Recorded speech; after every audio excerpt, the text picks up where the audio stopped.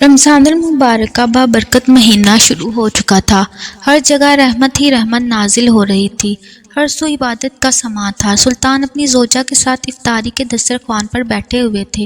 ہاتھ میں کھجور تھا۔ اذان مغرب کا انتظار تھا۔ تھوڑی دیر میں مؤذن نے اذان دی تو انہوں نے روزہ افطار کر کے مغرب کی نماز ادا کی۔ ابھی سلطان اپنے حجرے میں داخل ہی ہونے لگے تھے کہ ان کا وزیر ان کے پاس آیا اور سرگوشی زدہ آواز میں انہیں کچھ بتانے لگا۔ جیسے جیسے وزیر ان کو بتاتا جا رہا تھا ویسے ویسے سلطان کے چہرے کے عضلات بدلتے جا رہے تھے۔ سلطان بالکل خاموش ہو چکے تھے۔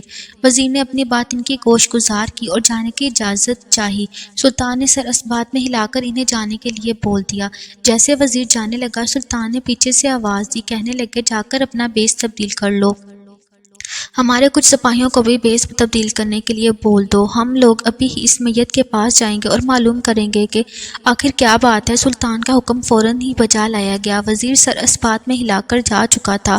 سلطان بھی اپنے شاہی لباس کو اتار کر ایک معمولی سا لباس زیب تن کرنے کے لیے جا چکے تھے۔ تھوڑی دیر بعد سلطان ایک بادشاہ کے لباس کی بجائے معمولی سے مسافر کا لباس پہن کر محل سے باہر آ گئے تھے۔ باہر ہی ان کے سپاہی اور وزیر معمولی لباس میں کھڑے ہوئے تھے۔ ان لوگوں کے بیس کے نیچے ان لوگوں کی تلواریں موجود تھیں تاکہ اگر کوئی بھی معاملہ خراب ہوتا وہ اپنا دفاع کر سکے۔ فوراً ہی سلطان گھوڑے پر بیٹھ گئے تھے اور ان کے سپاہی بھی ان کے ساتھ ہی آگے پیچھے ہو کر بیٹھ گئے تھے اور وزیر بھی اپنے گھوڑے پر سوار ہو گئے تھے۔ وہ لوگ محل سے تھوڑی دور ایک کچی آبادی کی جانب جا رہے تھے جہاں سے انہیں اطلاع ملی تھی کہ وہاں ایک حکیم رہتا ہے جس کا نام حبیب اللہ ہے۔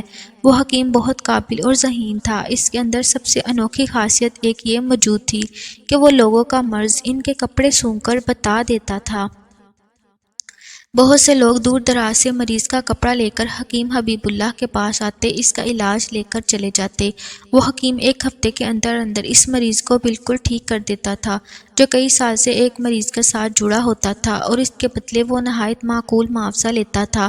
کسی بھی امیر انسان کو دیکھ کر اپنی نیت تبدیل نہیں کرتا تھا بلکہ اس سے بھی وہی معاوضہ لیتا تھا جو عام انسانوں سے لیتا تھا۔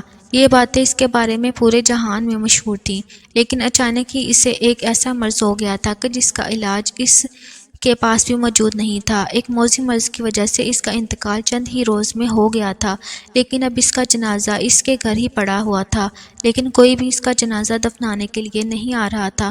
صبح سے شام ہو چکی تھی اور ابھی تک اس کی میت کو کسی نے چھوا بھی نہیں تھا۔ سب لوگ اس کے جنازے پر تھو تھو کر رہے تھے، کوئی ضانب بو رہا تھا، کوئی شرابی بو رہا تھا۔ سلطان کو جب یہ بات معلوم ہوئی تو وہ بے چین ہو گئے، کیونکہ وہ کوئی حکیم نہیں بلکہ ایک مسلمان تھا، اور ایک مسلمان کا فرض ہے کہ اپنے بھائی کو عزت کے ساتھ دفنائے، نہ کہ اس کی اتنی زیادہ بے عزتی کرے۔ ایک زندہ انسان کو اتنی اذیت محسوس نہیں ہوتی جتنی کہ مردہ انسان کو ہوتی ہے۔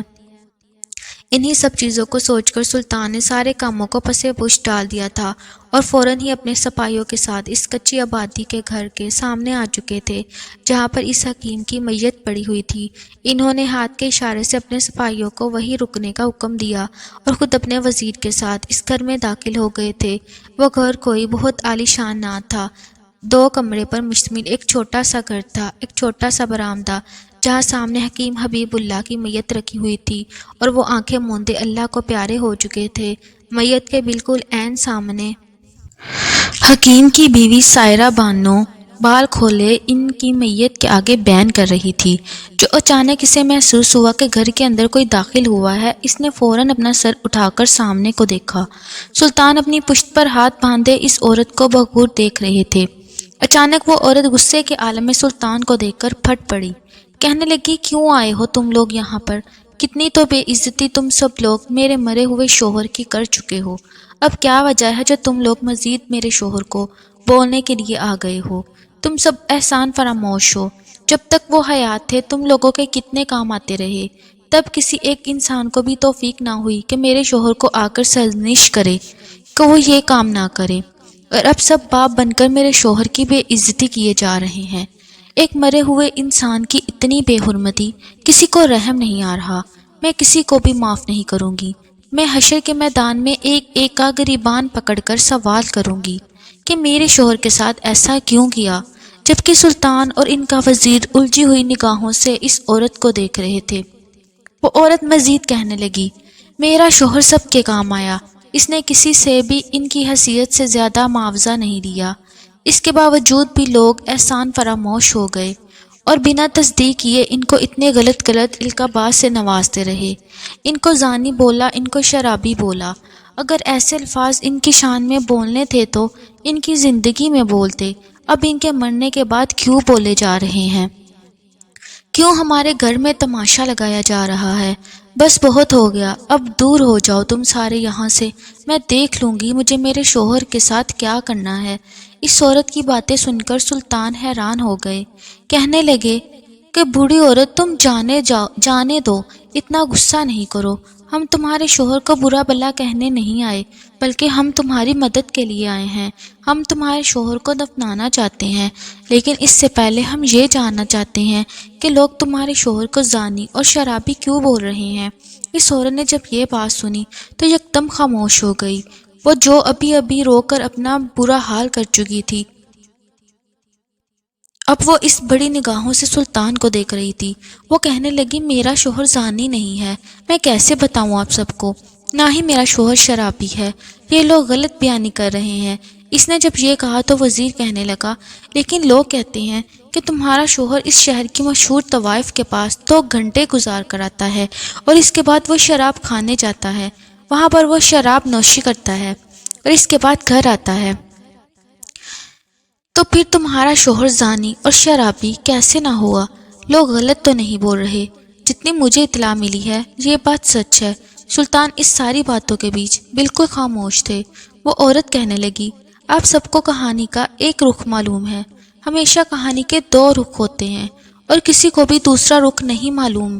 یہ سب لوگ میرے شوہر کے بارے میں ایسی باتیں بنا رہے ہیں۔ سلطان نے یہ سنا تو وہ کہنے لگے تو ہمیں بتاؤ کہ آخر کہانی کا دوسرا رخ کیا ہے؟ آخر تمہارا شوہر کون ہے اور وہ کہاں جاتا تھا؟ لوگ اسے شرابی اور زانی کیوں بول رہے ہیں؟ وہ عورت چند پل خاموش رہی اور بھرائی ہوئی نگاہوں سے اپنے شوہر کی میت کو دیکھتی رہی، اور پھر جیسے جیسے وہ سلطان کو ساری روودات بتائی گئی، سلطان کے ماتھے پر شکنوں کے جال بچھتے گئے۔ انہیں اپنی سلطنت میں موجود تمام افرادوں پر غصہ آ رہا تھا، وہ اتنے زیادہ ظالم کیسے ہو سکتے ہیں؟ انہوں نے ایک ترہم بھری نگاہ اس میت کو دیکھا اور اس عورت کو جو بیان کر رہی تھی، ان کو دیکھ کر وہ فوراً ہی اس گھر سے نکل گئے اور سیدھا باہر آ گئے۔ ان کی دیکھا دیکھی سلطان کا وزیر بھی ان کے پیچھے ہی آ گیا۔ سلطان باہر آ کر گہری سانس ہوا کے سپرد کرنے لگے۔ وزیر ان کے پیچھے کھڑے ہو کر پوچھنے لگا سلطان معظم آپ باہر کیوں آ گئے تھے؟ آپ حکم کریں، میں فوراً ہی اپنے سپاہیوں کو حکم دیتا ہوں کہ اس آدمی کی تدفین کر دی جائے۔ سلطان نے یہ سن کر انکار میں سر ہلایا اور کہنے لگے نہیں، ابھی تو بالکل بھی نہیں، انسان کو تدفین ابھی نہیں کی جائے گی۔ اس میت کو سب لوگوں نے دھتکار دیا، ہمارے مسلمان بھائی اپنا فرض بھول گئے اور اس میت سے منہ موڑ لیا۔ اب یہی سب بھائی اس میت کو عزت و احترام کے ساتھ دفنائیں گے اور ہم اس حکیم حبیب اللہ کو انصاف دلائیں گے اور اس کی عزت اور اس کا مان اس کو واپس لوٹائیں گے۔ وہ یہ بول کر اپنے گھوڑے پر سوار ہو گئے۔ ان کو دیکھ کر ان کا وزیر اور ان کے سپاہی بھی ان کے پیچھے پیچھے اپنے گھوڑے دوڑانے لگے۔ سلطان اپنا گھوڑا دوڑا کر سیدھا مشہور طوائف کے کوٹھے پر لے کے گئے جہاں حبیب اللہ 2 گھنٹے گزارا کرتا تھا۔ حکیم کی بیوی نے جو بات انہیں بتائی تھی ان کے ہوش اڑا چکی تھی، اس وجہ سے وہ خود براہ راست اس طوائف سے ملنا چاہتے تھے تاکہ سچائی سے پردہ اٹھ جائے اور انہیں معلوم ہو جائے کہ حکیم کی بیوی سچ بول رہی تھی یا پھر لوگ۔ جیسے ان کے گھوڑے وہاں رکے، بہت سی عورتیں اس کوٹھے سے باہر آ گئیں اور ادائیں دکھا کر ان مردوں کو مائل کرنے لگیں، لیکن سلطان اور ان کا وزیر، ان کے سپاہی ایک مضبوط نفس کے مالک تھے۔ وہ کوئی عام سلطنت کے محافظ اور سپہ سالار نہیں تھے، بلکہ وہ باکردار مضبوط نفس کے مالک سلطان کی فوج کا حصہ تھے۔ وہ کوئی ایک بھی ان عورتوں کی اداؤں کی چال میں نہیں پھنسا تھا۔ سلطان کا وزیر ایک عورت کے پاس گیا اور کہنے لگا انہیں یہاں کی مشہور طوائف تارا بائی سے ملنا ہے، جو کہ وہ چھوٹی لڑکی جس کو وزیر نے جا کر تارا بائی کو بلانے کا حکم دیا اندر چلی گئی اور تھوڑی دیر بعد آ کر کہنے لگی بھائی تارا بائی ابھی کسی سے ملنا نہیں چاہتی، اس نے انکار کر دیا ہے۔ جب سلطان نے یہ بات سنی تو وہ خود چل کر اس چھوٹی لڑکی کے پاس آئے اور کہنے لگے تارا بائی کو جا کر یہ بتاؤ کہ وہ لوگ حبیب اللہ کے حوالے سے کچھ بات چیت کرنا چاہتے ہیں۔ اور لڑکی غصہ کرتے ہوئے کہنے لگی جب تارا بائی نے کہہ دیا ہے کہ وہ کسی سے ملاقات نہیں کرنا چاہتی تو آپ لوگ کیوں پازد ہیں؟ اگر آپ کو کسی کے ساتھ وقت گزارنا ہے تو یہاں پر بہت سی خواتین موجود ہیں، ان میں سے کسی ایک کو بھی اپنے لیے چن سکتے ہیں، لیکن تارا بائی اس وقت مصروف ہے۔ سلطان نے اس عورت کی جانب کچھ اشرفیاں بڑھائیں اور اپنی بات پر زور دیتے ہوئے کہنے لگے، جا کر اب بولو، ہم حبیب اللہ کے حوالے سے بات کرنا چاہتے ہیں۔ اس بار وہ لڑکی انکار نہیں کر پائی تھی، بلکہ اپنی پوٹلی میں اشرفیاں ڈال کر خاموشی سے اندر چلی گئی۔ وہ لوگ وہیں کوٹھے کے دروازے پر کھڑے ہو کر انتظار کرنے لگے۔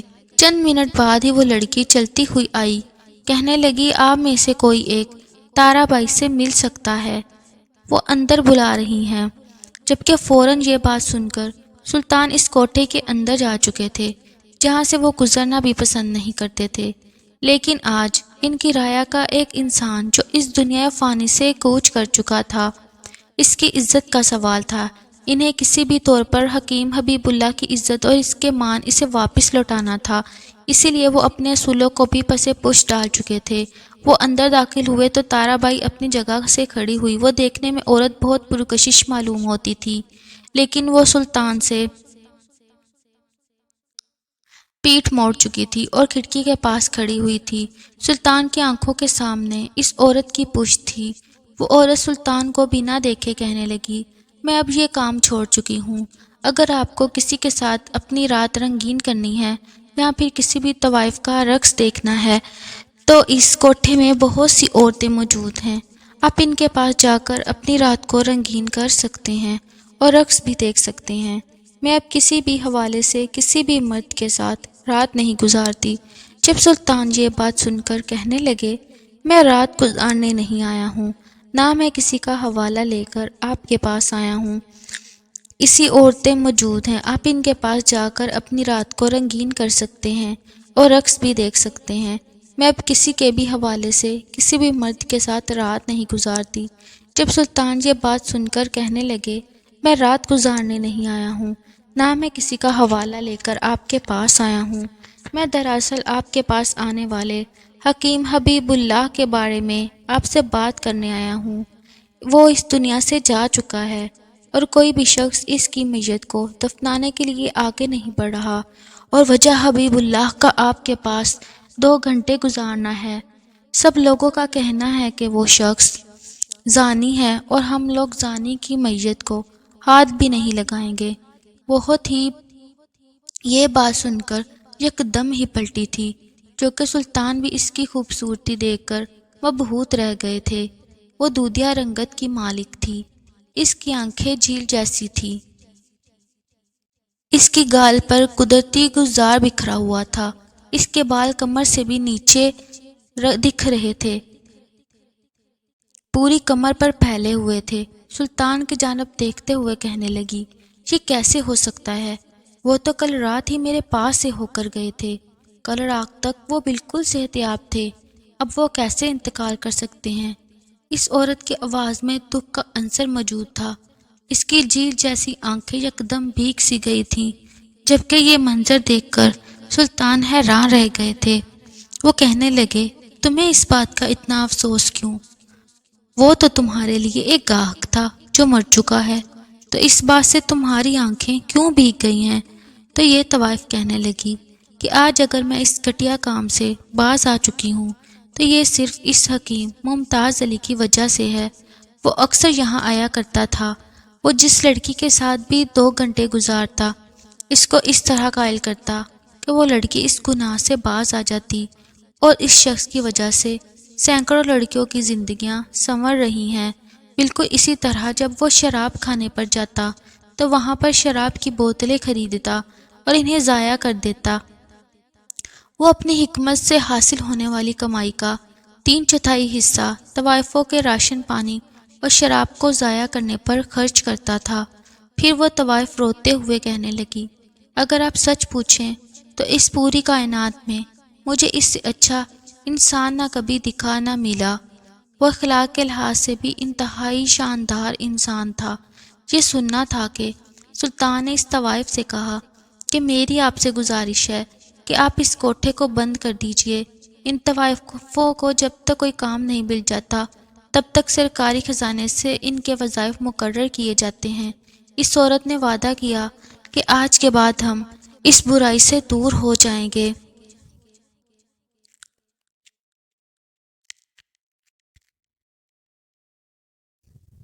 سلطان اپنے انہی قدموں پر واپس لوٹے اور پورے قبیلے کے سامنے حکیم ممتاز علی کے طوائف خانے اور شراب جانے کی تمام وجوہات بیان کی تو گاؤں والے سر جھکائے شرمندہ کھڑے تھے۔ پھر تمام قبیلے والوں نے سلطان صلاح الدین ایوبی اور حکیم ممتاز علی کی بیوی سے معافی مانگی تو اچانک سلطان نے کہا کہ میری بڑی حسرت تھی کہ میں اس حکیم سے ملتا، لیکن شاید خدا کو منظور نہیں تھا، کیونکہ اس طرح کے قابل لوگ دنیا میں بہت کم پیدا ہوتے ہیں۔ یہ تمہارے اس قبیلے کے لیے ایک فخر کا مقام ہے جسے خود تم لوگ بدنام کر رہے ہو۔ اکثر لوگوں کی آنکھیں بھیگ چکی تھیں۔ اس کے بعد سلطان صلاح الدین ایوبی رحمۃ اللہ علیہ نے اس حکیم کا جنازہ پڑھایا اور اپنے ہاتھوں سے قبر میں اتارا۔ اس واقعے سے یہ سبق ملتا ہے کہ زندگی میں کبھی بھی کسی کی ظاہری شکل و صورت یا ظاہری کام کو دیکھ کر ہمیں ہرگز یہ فیصلہ نہیں کرنا چاہیے کہ یہ دنیا کا عظیم انسان ہے یا دنیا کا گھٹیا انسان ہے، کیونکہ جو شخص ظاہری طور پر کوئی کام کر رہا ہے اس کا دار و مدار اس کی نیت پر ہے۔ اگر اس کی نیت اچھی ہے تو اس کے برے کام بھی نیکیاں ہیں، اور اگر کوئی بظاہر اچھا کام کر رہا ہے لیکن اس کی نیت میں فتور ہے، نیت میں گھٹیا پن ہے، تو انسان بے شک نہ جان سکے لیکن پروردگار تو سب جانتا ہے۔ بے شک اعمال کا دار و مدار نیتوں پر ہے۔ ہمیں اپنی نیت ہمیشہ اچھی رکھنی چاہیے۔ صلہ دینے والی ذات اللہ کی ہے بے شک۔ ناظرین، مزید ایسی ویڈیوز کے لیے ہمارے اس چینل کو ضرور سبسکرائب کیجیے۔ شکریہ۔